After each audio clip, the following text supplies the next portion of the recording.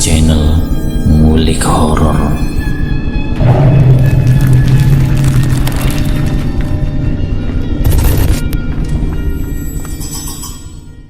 Assalamualaikum warahmatullahi wabarakatuh. Jumpa kembali di channel Ngulik Horor. Channel kami menceritakan tentang kisah-kisah misteri yang mungkin bisa menemani agan-agan dan sista semua ya. Dalam kesempatan kali ini saya akan melanjutkan kisah misteri yang berjudul Liburan Berujung Maut bagian yang keempat. Yuk, daripada kita lama-lama, langsung saja mari kita lanjutkan ceritanya. Di lain sisi, Fadli terbangun dari pingsannya untuk kedua kalinya, masih menahan rasa sakit di punggungnya.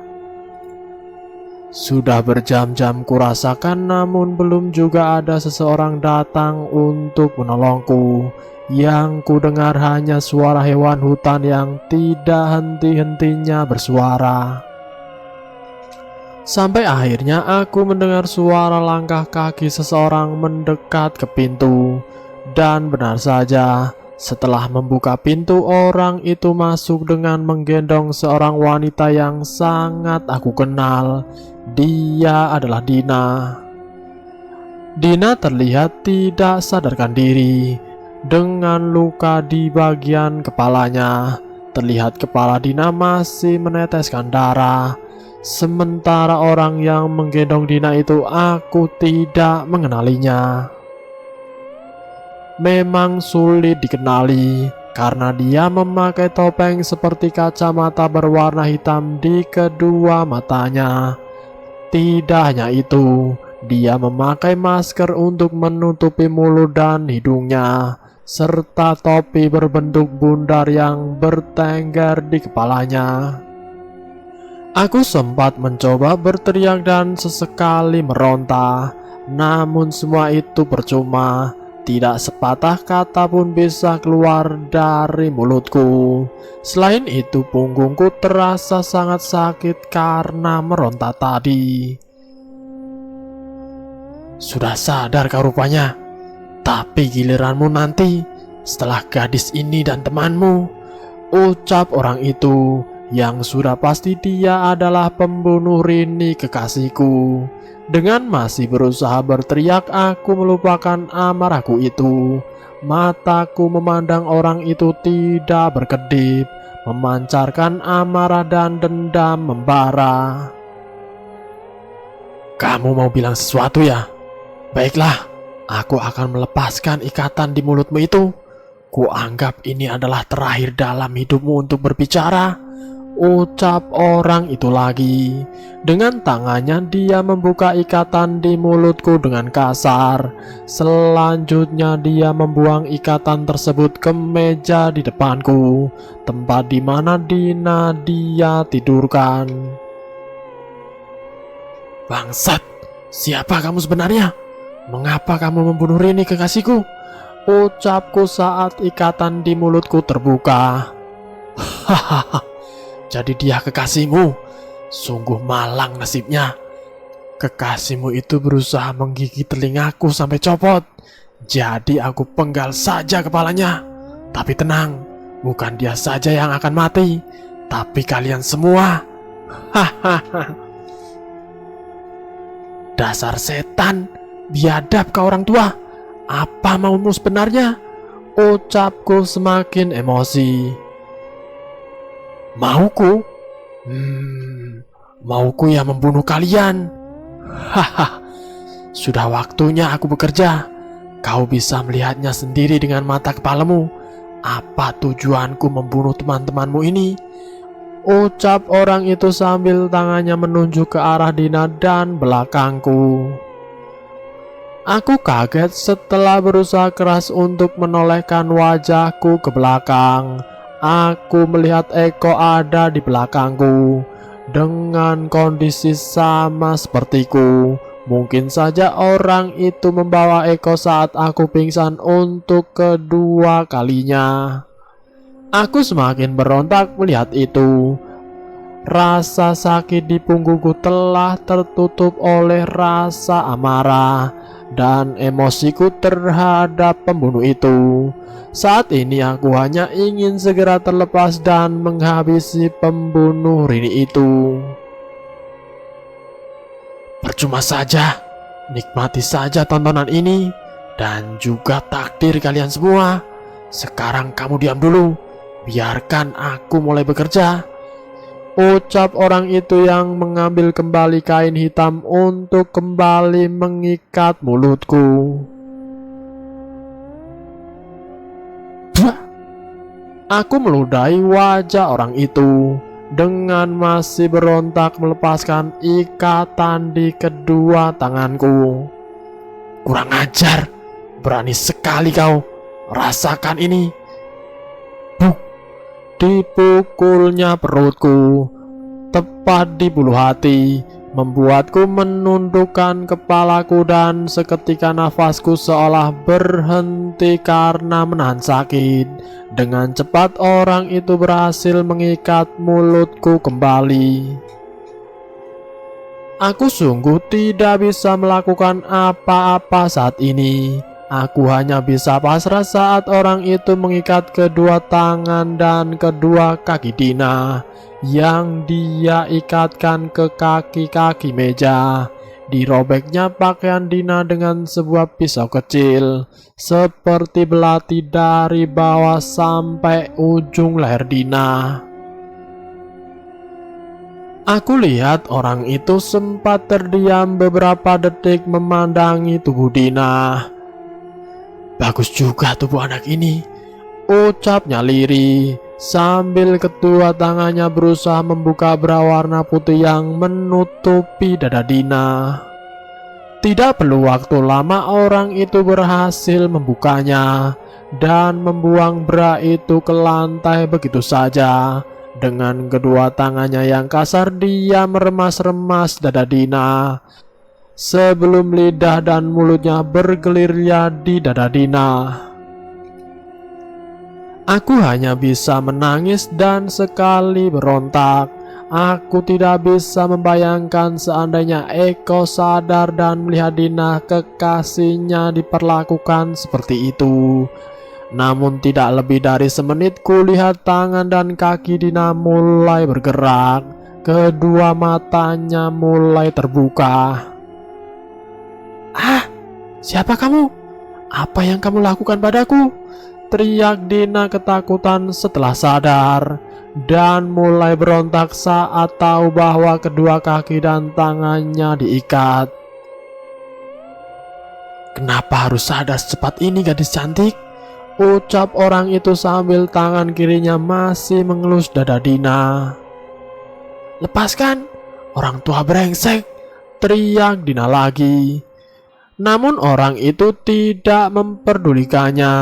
Dengan santai dia malah menyumpal mulut Dina dengan secari kain yang dia ambil dari saku celananya. Sebaiknya aku mulai saja, gumamnya lirih, namun masih bisa kudengar.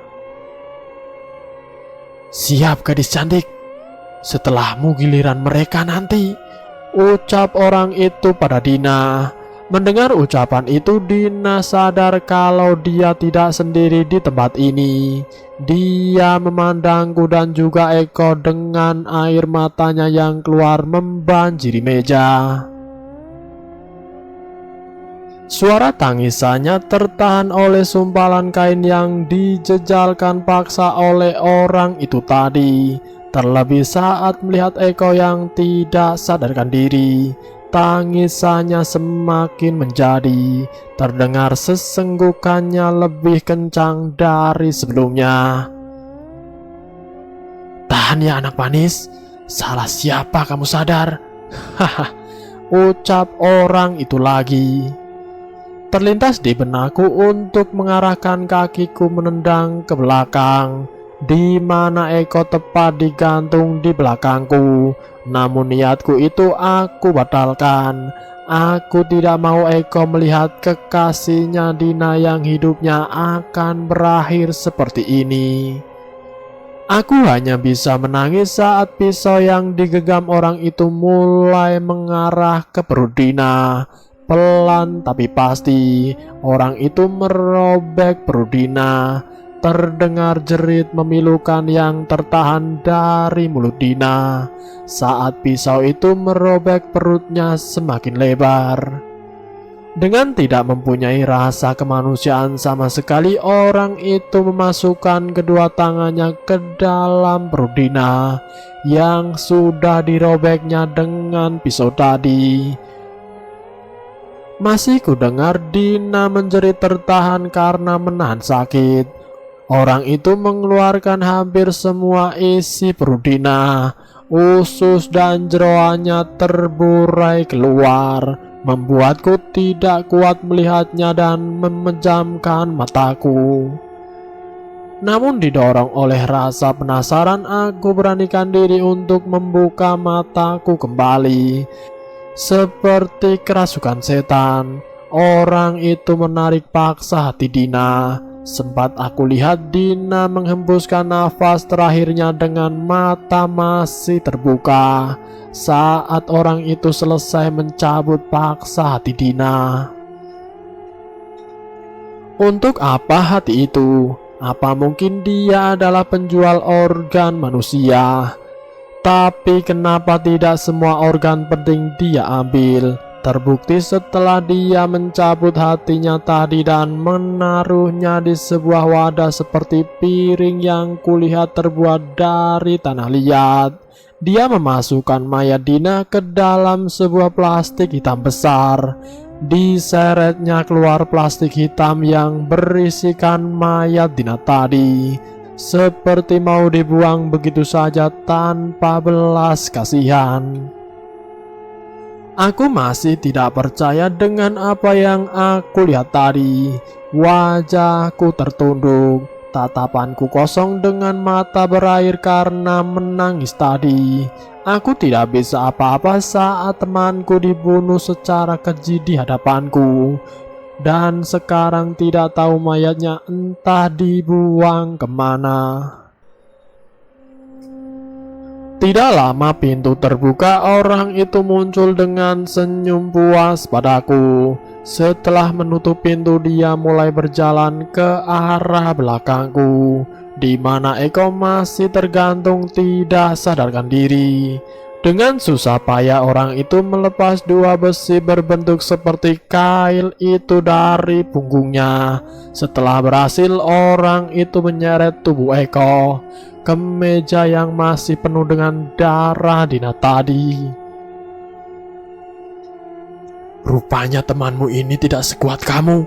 Dia sudah mati, ucap orang itu setelah memegang pergelangan tangannya. Aku hanya bisa kembali meneteskan air mata mendengar itu. Namun aku senang di lain sisi. Eko tidak akan merasakan rasa sakit lagi saat ini. Setidaknya yang aku pikirkan begitu. Dengan pisau yang sama pula dan dengan darah Dina yang masih basah melumuri pisau tersebut, orang itu mulai membedah perut Eko. Sama seperti apa yang dilakukan terhadap Dina, orang itu hanya mengambil hatinya saja, tanpa mengambil organ yang lain. Kenapa hati saja yang diambil? Aku semakin penasaran dengan maksud dan tujuan orang ini. Namun rasa penasaran ini tidak mungkin pernah memperoleh jawaban, karena aku tahu sebentar lagi adalah giliranku. Aku hanya bisa pasrah saat orang itu mendekatiku dan langsung menikam perutku dan merobeknya. Hal terakhir yang aku ingat hanyalah Rama dan Siska. Sebelum mataku terpejam, aku berharap mereka akan menemukan jasad-jasad kami nanti. Sekarang kembali ke belakang dulu di saat 18 tahun yang lalu. Seluruh warga desa dibuat bingung sekaligus takut. Bagaimana tidak, hampir seluruh remaja baik laki-laki maupun perempuan di desa mereka hilang begitu saja, tanpa adanya tanda dan jejak kemana mereka semua menghilang. Sampai kepala desa setempat yaitu Pak Dharma harus mencari jawaban tersebut sampai ke beberapa dukun atau orang pintar dari desa tetangga yang letaknya cukup jauh dari desa yang dipimpinnya tersebut. Situasi ini sudah sangat menjadi momok yang menghantui setiap keluarga yang mempunyai anak remaja. Sampai-sampai banyak orang yang mulai meninggalkan desa tersebut. Walaupun sebagian masih bertahan, tetap saja mereka yang masih memiliki anak remaja yaitu sekitaran umur 17 sampai 21 tahun. Mereka titipkan pada sanak saudara mereka yang jauh dari desa tersebut. Mereka tidak mau anak-anak mereka bernasib sama dengan anak-anak remaja yang lain. Akhirnya setelah dibantu oleh orang pintar dari desa tetangga, Pak Dharma mengetahui penyebab hilangnya semua remaja di desa itu. Dengan mengerahkan beberapa warga, Pak Dharma bersama orang pintar tersebut berbondong-bondong menuju hutan bagian selatan. Seperti apa yang dimaksud orang pintar tadi. Sekitar jam 5 sore, 12 orang termasuk Pak Dharma dan orang pintar tersebut mulai berjalan menerobos hutan.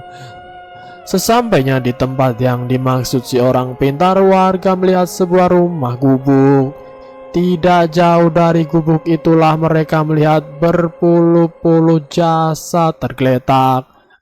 Beberapa ada yang sudah membusuk, beberapa juga hanya tinggal tulang belulangnya saja. Yah, dialah yang selama ini bersekutu dengan setan. Harta yang melimpah itulah hasil dari semua ini. Dia menumbalkan anak-anak kalian yang masih remaja itu, ucap orang pintar itu sambil mengacungkan telunjuknya ke arah gubuk reot itu. Tanpa diberi perintah, warga yang sudah geram mulai menyerbu gubuk itu. Didobraknya paksa pintu yang merupakan satu-satunya pintu masuk ke dalam gubuk. Tidak lama diseret keluarlah seorang laki-laki tua berjenggot putih dan berambut putih itu, yang umurnya tidak lebih dari 70 tahun. Warga yang emosi itu menghajar orang tua tersebut. Orang tua penyembah setan tersebut hanya bisa pasrah saat puluhan tangan menghajar seluruh tubuhnya. Tidak hanya menggunakan tangan kosong, beberapa warga bahkan memukulnya dengan kayu yang dibawanya. Karena amarah warga yang sudah di luar kendali, Pak Dharma tidak bisa berbuat apa-apa. Walaupun sudah berusaha mencegah warganya untuk tidak menghakiminya, di sisi lain Pak Dharma juga kehilangan anak ketiganya yang masih berumur 17 tahun akibat orang tua itu. Ya, dia adalah Pak Buwono, atau sering dipanggil warga sekitar dengan panggilan Ki Buwono. Dia memang salah satu warga desa tersebut. Dia tinggal di rumah paling selatan desa, bahkan bisa dikatakan jauh dari rumah-rumah warga yang lain. Rumahnya pun paling besar dan paling bagus di desa ini. Sikapnya yang ramah tamah dan baik inilah yang membuat warga desa segan kepadanya. Bahkan Ki Buwono sering membantu kesulitan warga-warga di desa tersebut. Tidak disangka dialah sumber malapetaka di desa tersebut. Sudah puluhan remaja dia tumbalkan untuk kepentingan dirinya sendiri. Dia memang warga desa ini, namun dia sebenarnya memiliki istri, anak dan juga cucu yang tinggal jauh di kota. Dia mengaku sebatang kara untuk bisa mengelabui warga desa tersebut. Setiap bulan purnama dia diharuskan untuk menumbalkan 5 hati remaja usia 17 sampai 21 tahun. Singkat cerita, tanpa pikir panjang, warga mulai menyiram tubuh Ki Buwono dengan minyak tanah yang sempat dibawa oleh beberapa warga. Dibakarnya hidup-hidup Ki Buwono dengan obor yang dilempar oleh beberapa warga. Ki Buwono tewas, tubuhnya hitam terpanggang seperti arang. Dengan masih penuh emosi, warga juga berusaha membakar gubuk tua milik Ki Buwono yang dijadikan sebagai tempat pemujaan itu. Dibiarkannya tubuh gosong Ki Buwono oleh warga. Namun setelah Pak Dharma menasihati seluruh warga, akhirnya mereka mau menguburkannya. Warga menguburkan jasad Ki Buwono di samping gubuknya yang telah dibakar itu. Dengan sebuah batu, warga menandai kuburan tersebut. Setelah semuanya selesai, Pak Dharma dan warga pun memutuskan kembali untuk mengevakuasi jasad-jasad tadi. Namun langkah kaki mereka berhenti karena suara yang menggelegar mirip suara Ki Buwono. "Jangan harap kalian bisa tenang. Aku akan tetap mengambil para remaja di desa ini sebagai tumbalku." Ha. Gelegar suara itu. Sontak warga pun ketakutan dan memutuskan untuk cepat-cepat kembali ke rumah mereka masing-masing.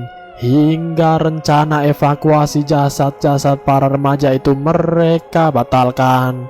Besok pagi saja mereka akan mengevakuasinya. Sampai saat ini suara gaib Ki Buwono itu dianggap sebagai kutukan di desa tersebut. Dan tempat itu sendiri menjadi tempat terlarang untuk warga desa tersebut. Sementara itu Rama masih mencari Eko. Sudah berjam-jam aku mencarinya, namun belum ada tanda-tanda kemana perginya dia. Sampai aku melihat bekas semak-semak yang diterobos paksa oleh seseorang. Aku mengikuti jejak itu. Semakin lama semakin jelas, karena arah itu menuju ke selatan. Karena penasaran, aku tetap melanjutkan tanpa memperdulikan peringatan Pak Dharma tempo lalu. Dari kejauhan aku melihat sebuah gubuk tua. Gubuk yang kecil, mungkin cuma ada satu ruangan saja. Mengapa di tengah hutan seperti ini ada sebuah gubuk, sedangkan tempat ini menurut Pak Dharma adalah tempat terlarang? Aneh menurutku. Masih didorong rasa penasaran, aku mendekati gubuk itu. Namun baru beberapa langkah kakiku terhenti ketika tidak sengaja menginjak gundukan tanah. Aku yakin gundukan tanah ini adalah makam. Ada sebuah batu lumayan besar di ujungnya.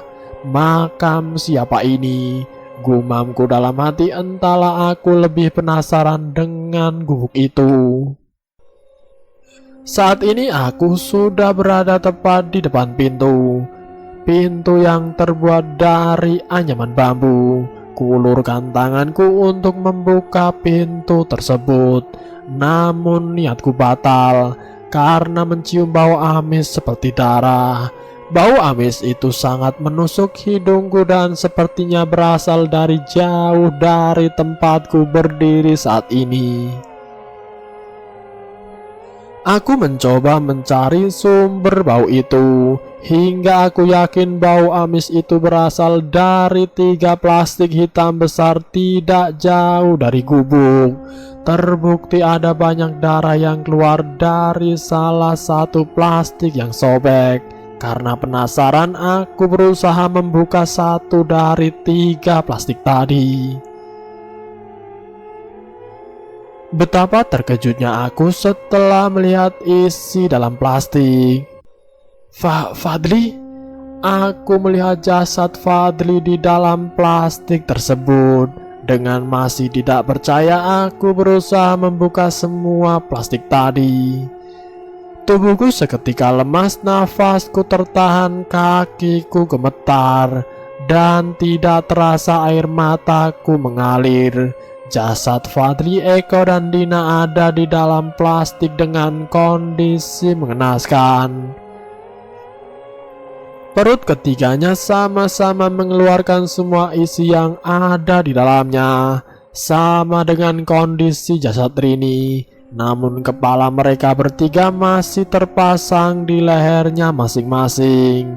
Perlu beberapa menit untuk mencoba menenangkan diriku sendiri, sampai aku teringat dengan Siska.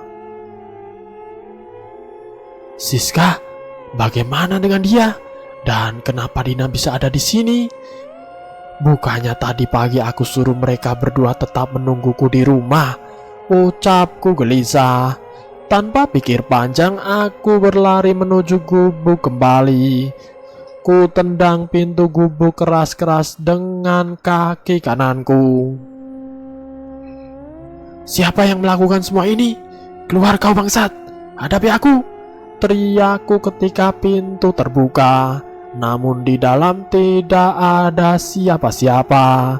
Yang kulihat hanyalah bekas darah yang terlihat di mana-mana.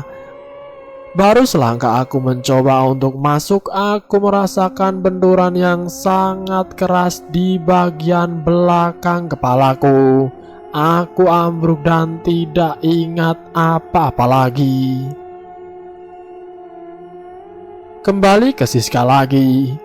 Aku mulai kesulitan melihat tetesan darah yang aku yakini itu adalah darah Dina di sepanjang semak-semak yang mulai tinggi.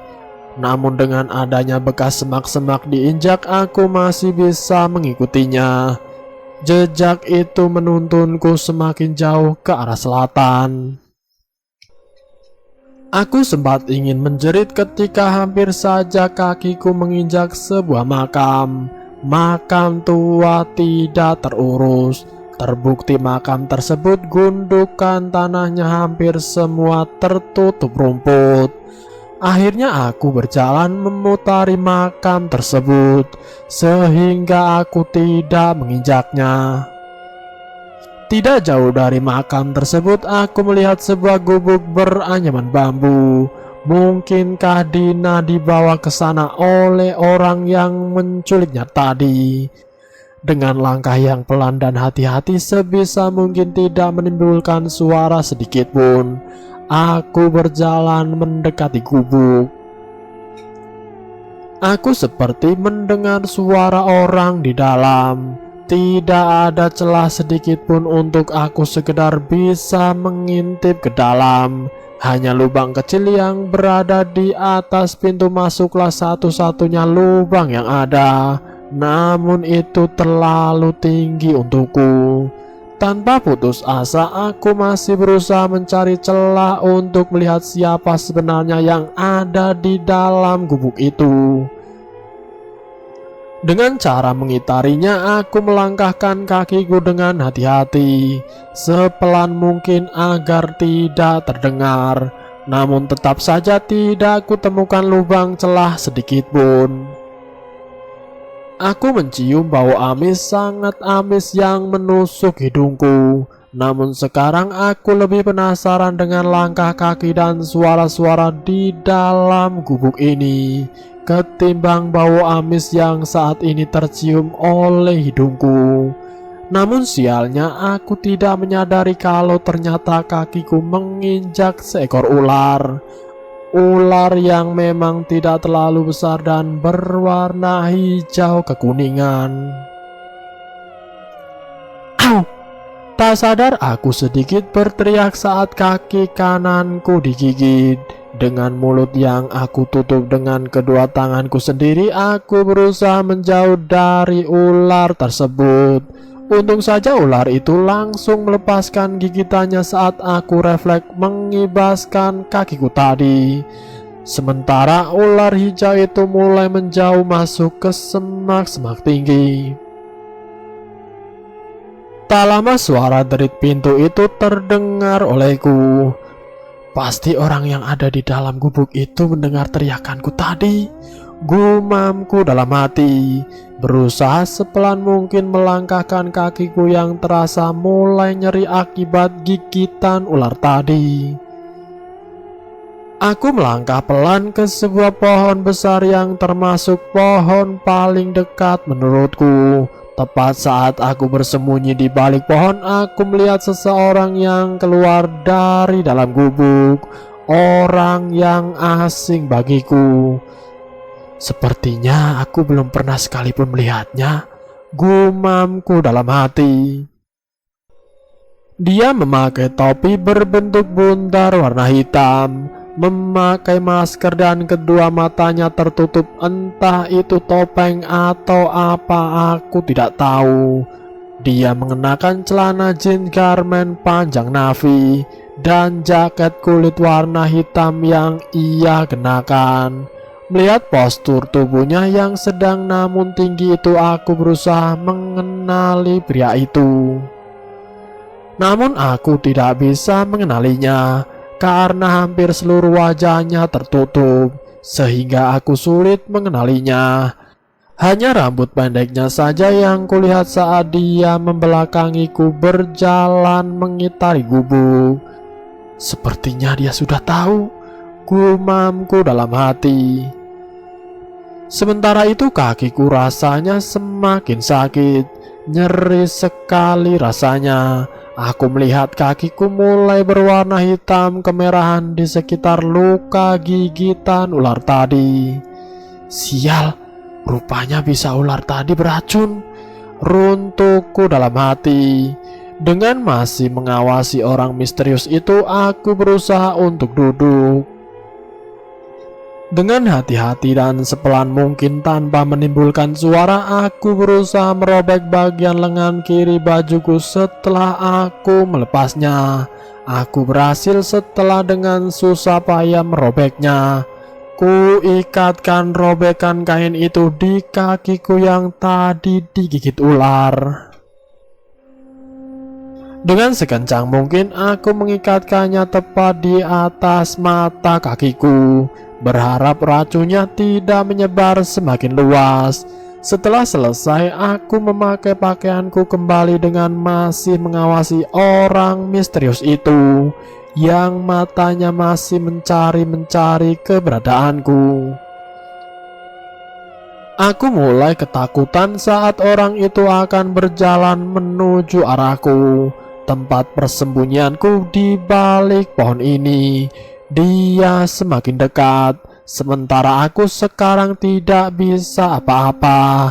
Aku tidak mungkin berlari dengan kondisi kakiku seperti sekarang ini. Ya Allah, aku pasrahkan hidupku padamu. Aku hanya bisa berdoa dalam hati.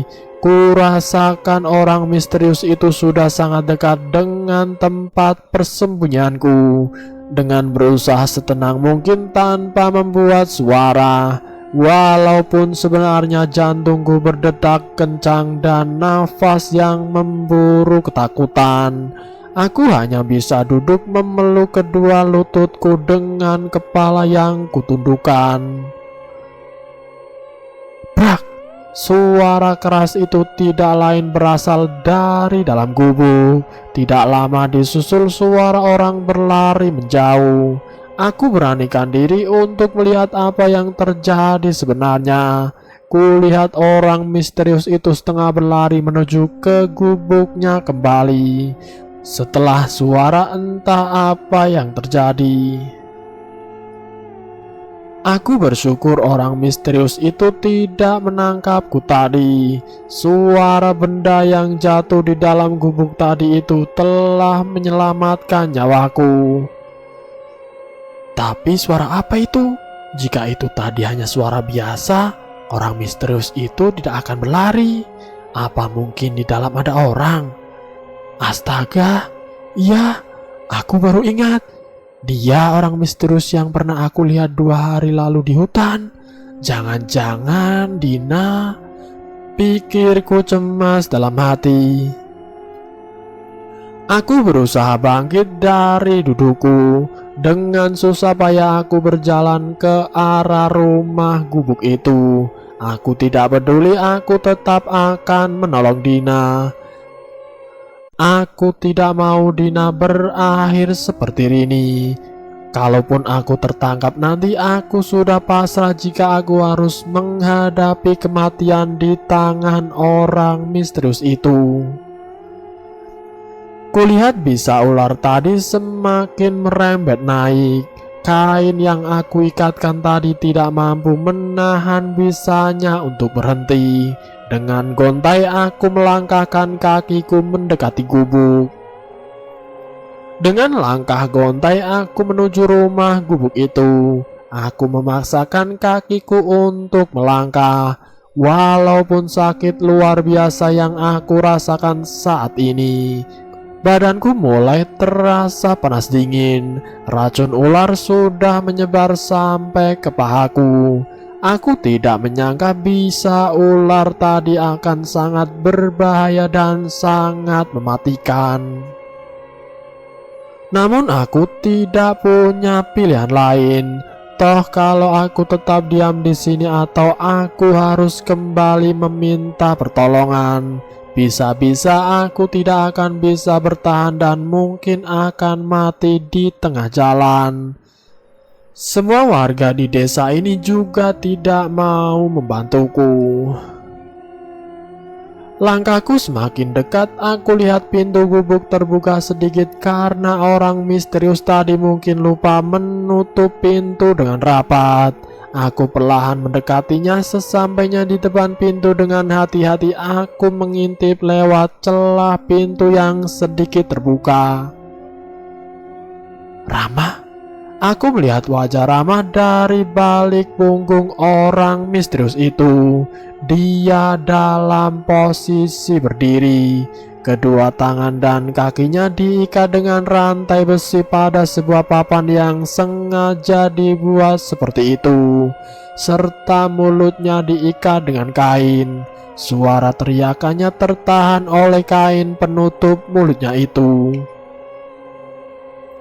Aku sempat melihat ada sebuah meja kecil yang terbalik. Itu yang membuat aku yakin meja itu yang menimbulkan bunyi keras tadi. Ternyata Rama yang sengaja menjatuhkannya untuk mengalihkan perhatian orang misterius itu dariku. Air mataku keluar, aku menangis melihat tubuh Rama yang sekarang tidak berdaya. Aku berharap bisa menolongnya, namun aku juga tidak bisa apa-apa sekarang, selagi masih ada orang itu di dalam.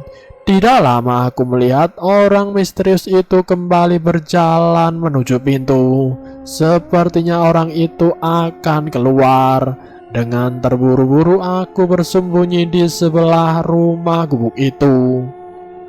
Aman, ucapku lirih saat orang misterius itu terlihat keluar dan pergi menjauh. Ini kesempatanku untuk bisa membebaskan Rama, ucapku lagi. Dengan berusaha secepat mungkin aku masuk ke dalam untuk membebaskan Rama. Aku tidak mau menyia-nyiakan kesempatan ini. Rencanaku tidak boleh gagal kali ini.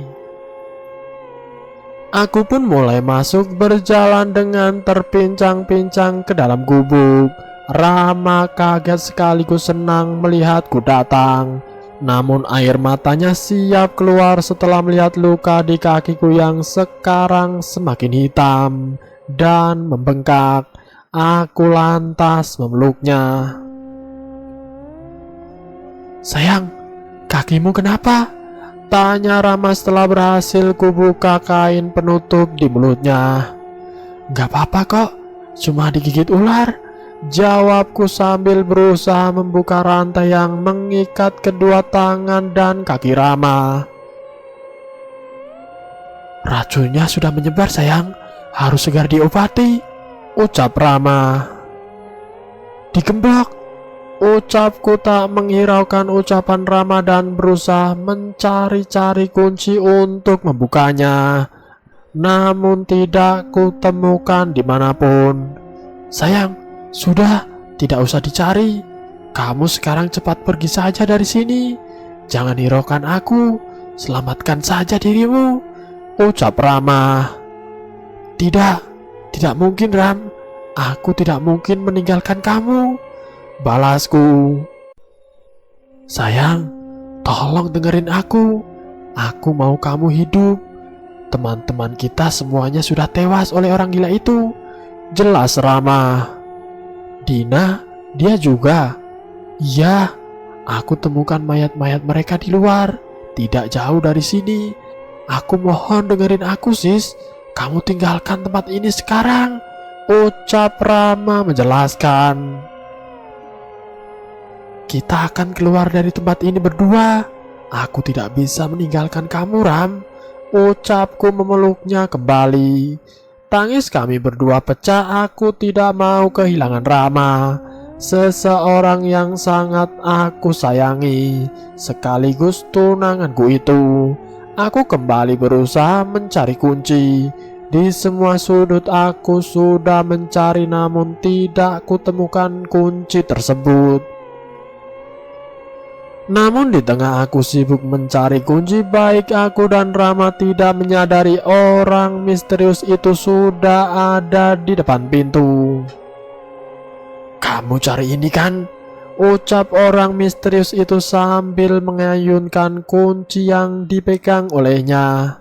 Aku yang ketakutan mulai berjalan mundur ke arah di mana Rama diikat. Hei bangsat, jangan kau apa-apakan dia. Bunuh aku saja, biarkan dia pergi, teriak Rama pada orang misterius itu.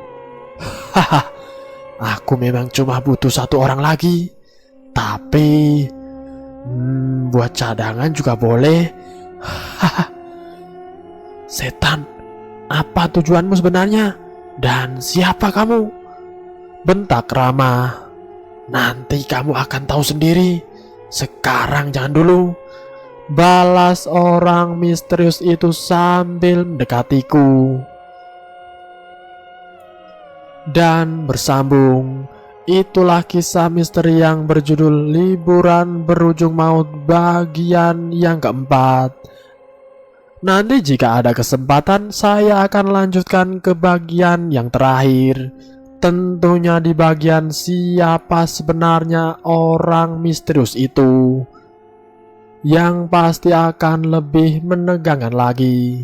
Terima kasih sudah mampir di channel kami. Jika kalian tertarik dengan video kami, silahkan tekan tombol like, share, dan komen. Tekan subscribe untuk mengikuti video kami selanjutnya. Wassalamualaikum warahmatullahi wabarakatuh.